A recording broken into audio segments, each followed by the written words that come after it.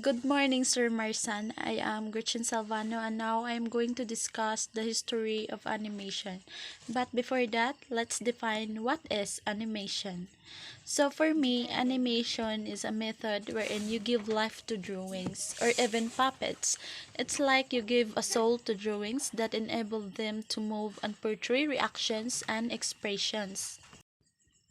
The history of animation started on 20th of July 1887 in France, and here Charles Emile Reynaud, he he is an engineer, created and presented the first praxinoscope. So praxinoscope, it is an animation device, a typical optical toy from the 19th century, consists of a cylinder and a strip of paper showing 12 frames for animation. As the cylinder rotates, stationary mirrors in the center reveal a single image in motion. On October 28, 1892, he projected the first animated film in public, Faubourg Perrault, at the Musée Griven in Paris. So, Faubourg Perrault, it is a short animated film that consists of 500 individually painted images and lasts about 15 minutes. Musée Griven is a museum located in France. George Méliès accidentally invented the technique of shooting stop motion. The point of this technique is that Méliès shot the scene, then changed the next scene and shot again, and etc. Then after quick changing frames appeared the animation effect. So George Méliès has many innovations in motion pictures, including stop motion. So the way he shoots is that the camera and action are stopped while something is added to or removed from the scene, and then filming and action are continued. Walt Disney was the first who used sound in animation. He was pioneer who used color in animation. One of the most reasonable Disney's inventions was animation stand, which helped to get to receive the effects of parallax, elongated shapes of figures, the depth and fuzziness. Walt Disney, he is an American animator and film producer, the first to use sound in animation, and a pioneer who used color in animation. He owned Walt Disney Studios, and yes, we are very familiar with some characters like Mickey Mouse, Pluto, Goofy, and etc. And for Disney film rather, so also produced by Walt Disney's like Cinderella, Snow White, and the Seven Dwarfs, and etc. To 1930, there were a lot of running animation studios such as Universal Pictures, Paramount, Warner Brothers, etc., which working till now. So we are familiar with some studios, Kevin, and up until now it's still working, and we're still seeing their film produced in YouTube and or other social media platforms.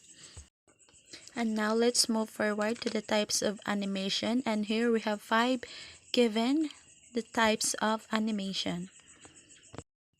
So first we have a traditional animation. So this is one of the oldest forms of animation in film.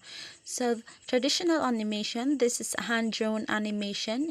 Example is Snow White and Seven Dwarfs, Pinocchio, and Fantasia.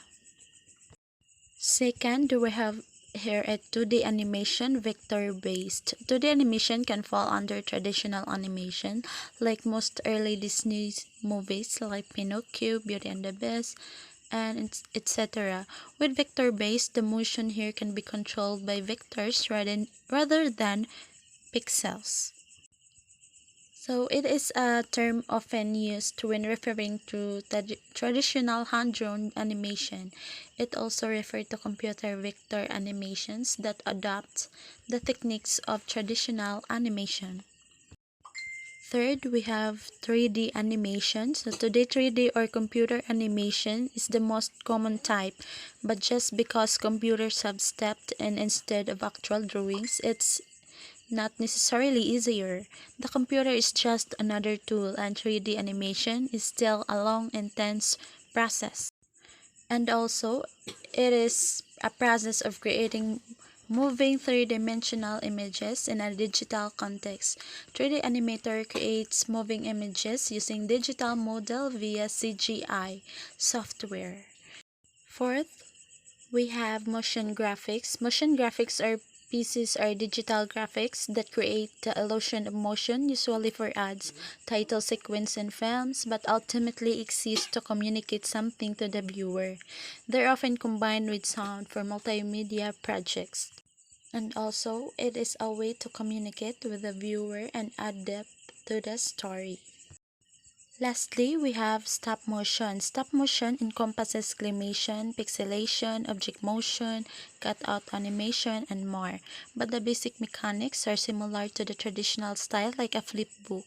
However, instead of drawing, stop motion adjusts physical objects in each frame. And also, it is an animation that is captured one frame at a time with physical objects that are moved between frames, and also it creates the illusion of movement. And now let's move forward to the techniques in animation. So here we have four. They are drone animation, cutout animation, model or stop motion animation, computer animation or computer generated imagery or CGI. So first we have here a drone animation. So drone animation, it is a animation technique where each frame of the film is drawn by hand and was until the arrival of computer animation the dominant used in cinema. Second, we have cut-out animation. This covers any form of animation where cut-out shapes are moved around or replaced by other cutouts. Flat objects like buttons, matchsticks, and string can also be used in this form of animation. So cutout animation, it is one of the oldest and simplest animation techniques and has many forms of variations. It involves producing animations using 2D characters, props, and scenes cut from materials such as paper, card, or fabric. Third, we have model or stop motion animation. So it is an animation technique in which a camera is repeatedly stopped and started frame by frame in order to give inanimate objects and figures the impression of movement. Lastly, we have computer animation or computer generated animation or CGI. This refers to the drawing of three-dimensional models and sets of the computer. So it also encompasses both static scenes and dynamic images. And now let's proceed to traditional process in making animation. So traditional animation usually refers to animation hand drawn on paper. It was the process used for most of the production throughout the 20th century. So first is storyboards. This is the first step in making traditional animation. A storyboard is a collection of hand drawings and words that tell a story. Similar to large comic strips, the drawings are displayed in a certain sequence so the viewer can freely visualize the animation. This is where you organize the illustrations or the images that is displayed in sequence for the purpose of visualizing a motion picture, animation, motion graphic, or interactive media sequence. So example here is Snow White and the Seven Dwarfs and Pinocchio. Voice recording, it is a preparatory soundtrack is often recorded before true animation begins so that the animation can more accurately synchronize to the soundtrack. So, voice recording, it is important to have a preparatory soundtrack that recorded before true animation begins.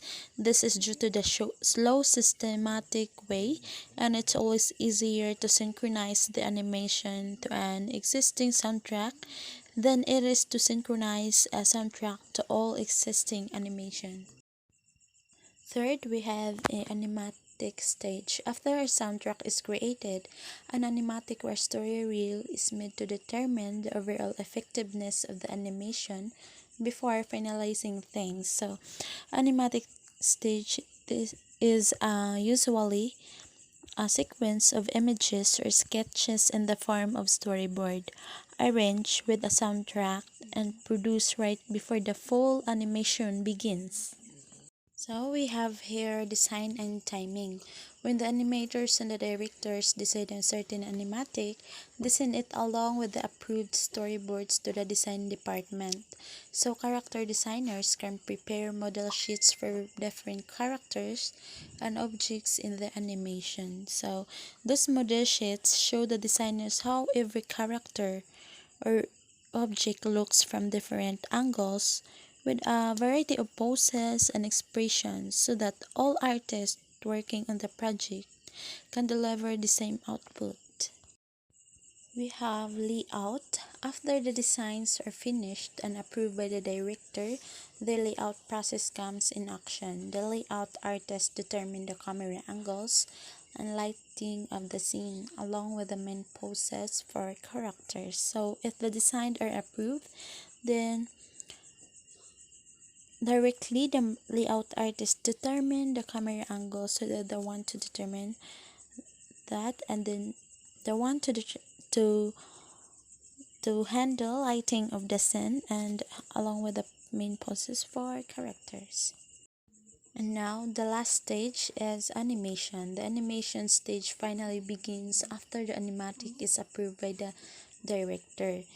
So animation, it comes from the layout. It comes after the layout. It is the final stage. Using a character layout as a guide, a lead or K animator will draw the K drawings in a scene. He draws the necessary frames to define the major points of the action. And here presenting the references I've cut, and that would be all, and thank you for listening.